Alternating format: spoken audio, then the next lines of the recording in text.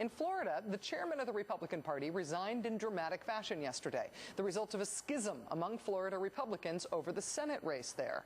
On one side of the chasm is moderate and popular Governor Charlie Crist. On the other is the conservative Tea Party favorite Marco Rubio.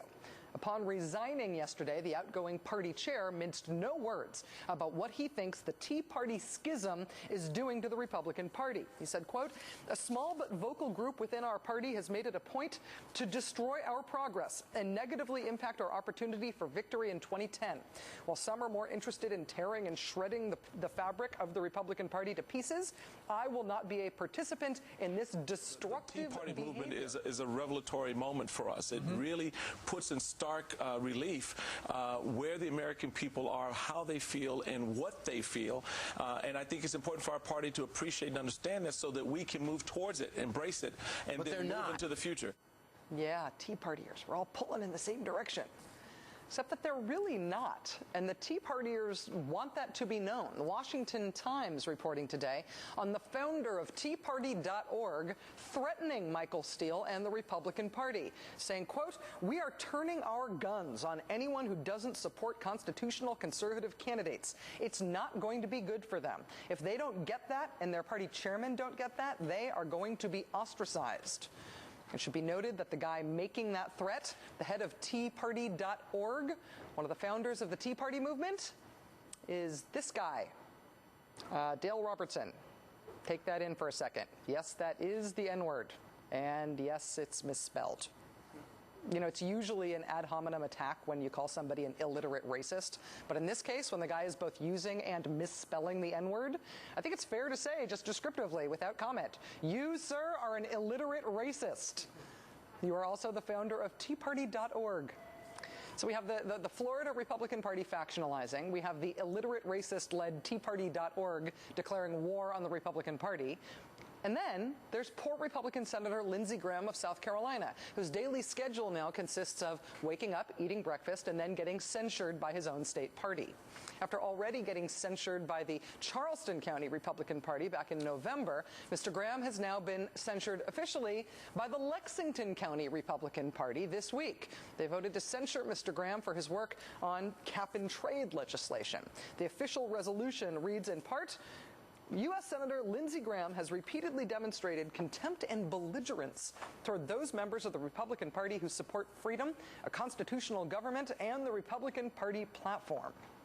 For his part, Lindsey Graham is not taking this censure sitting down. He knows who's responsible, saying, quote, "You have these Ron Paul guys show up and try to take over the party. They are not reflective of the Republican Party. And I hope this serves as a wake-up call to Republicans that they need to get involved." Mr. Graham there referring to the author of the censure resolution against him in Lexington County, a man named Talbert Black, who is the interim South Carolina state director for Ron Paul's Campaign for Liberty. Joining us now is Republican Congressman Ron Paul of Texas. Congressman Paul, thanks very much for coming back on the show. It's nice to see you. Thank you, Rachel. Nice to be with you. I have to ask your reaction to Senator Lindsey Graham saying Ron Paul guys, he said, are not reflective of the Republican Party. What do you think? Well, in a way, that might be good. You know, the Republican Party isn't exactly the top party in the country right now. But I think Lindsey is giving me way too much credit. But if he wants to give me a lot of credit that I now control the Republican Party of South Carolina, I consider that rather amazing.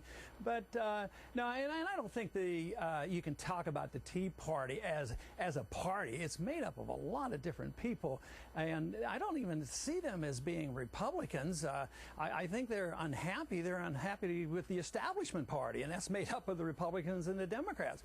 I mean, think of the factions in the Democratic Party. You know, the base of the Democratic Party that would have liked to seen a change in foreign policy and less war and not expanding war in Afghanistan, they're disgruntled. Some anti-war people do come to some of the Tea Parties, at least the Tea Party types that I have. And, you know, the original Tea Party was held in the campaign, and we had a lot of anti-war people there. So in many ways, the people are speaking out. They're very, very angry and upset. And they're upset with the establishment. They're upset with the Republicans and the Democrats. But I think this is a natural consequence of the insolvency of the country. That's really the basic problem. The politicians are used to promising and just passing out favors, taking care of the military-industrial complex or any domestic needed home and not have to live up to the responsibility of paying for it. And it's coming to an end.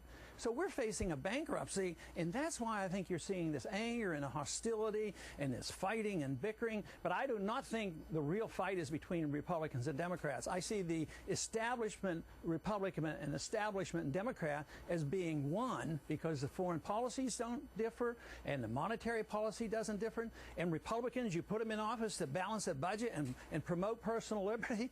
They don't do any of that. You put the Democrats in to protect civil liberties and wine dine the war and not have any secret rendition. Things don't change, and the American people are just catching on. Congressman Paul, I think that you're right that there is a bit of an insurgency happening on both sides, but it seems to be manifesting differently in the two parties. The base seems unhappy, and a lot of people unaffiliated with either party seem unhappy with both parties right now. But on the Republican side, that's translating into censures at the county party level for sitting senators. It's translating into primary fights in places like Florida, upstate New York, and other places. As somebody who's run for president both as a libertarian and as a Republican, do you think the fights within the right now are a danger to the Republican Party's future strength, or do you think it's going to ultimately make the Republican Party stronger?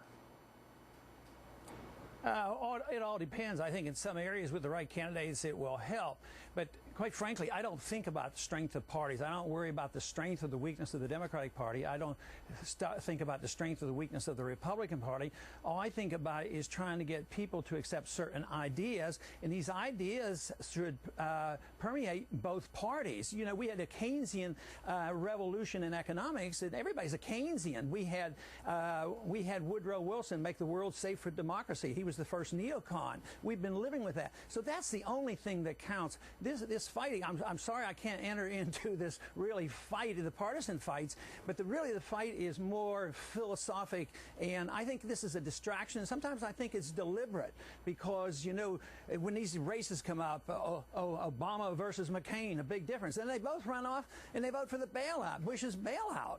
So the people are catching on to this. So as frustrated as you might get or think how poorly the Tea Party people act, they get frustrated, they act out, and sometimes they act too angrily, and it doesn't come off well. And the answer to your question is, if they keep doing that, yeah, it might not necessarily build the party, but the important thing is we change the ideas in this country, that we have sound money, balanced budget, live within our means, take care of ourselves, and protect civil liberties. If we don't think that way, and we narrow it down to this contest between one candidate against the other one and not really see any changes because the party leaderships are all supporting the same issue, this country will continue down the road of bankruptcy, and then the big revolution will come. I mean, when a dollar crisis comes because we can't afford this, then we will have major social and political changes, and we're on the verge of this. Within several years, I can conceive of this coming, and we ought to be aware of this, and this partisan bickering about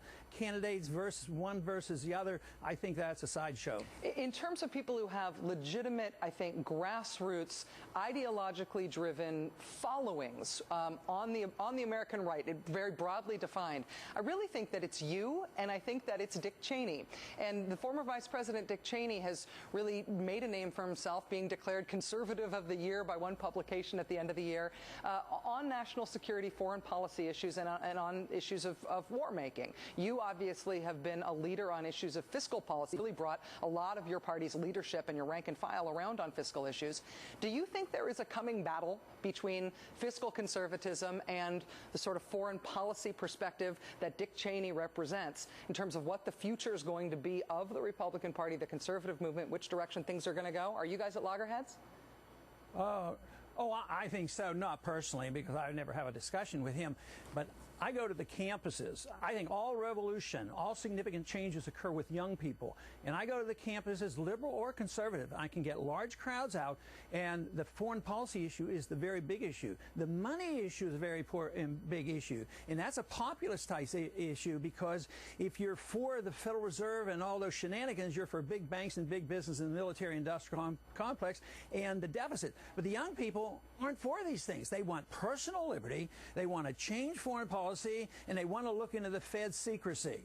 And if the Republicans don't catch on to that, they can't build their party. And they're not interested. I mean, Lindsey Graham, I have to give him credit. He's rather typical of most Republican establishment. They don't want to have any part of what I'm doing, because they don't want to answer to that, because they don't want to have to go to the campuses and, you know, explain why we have to have more kids go overseas, or why we might need a draft, and why military spending is okay, but spending money on child health care, that's bad, and we have to stop that. The kids see this, young people, and they're inheriting this mess. And that's where I get excited and enthusiastic when I go to the campuses, because believe me, the young people are responding very favorably to this message. Republican Congressman Ron Paul of Texas, consistently one of the most intriguing and interesting and unique people in American politics. It's always a pleasure to talk with you, sir. Thanks for your time. Thank you, Rachel.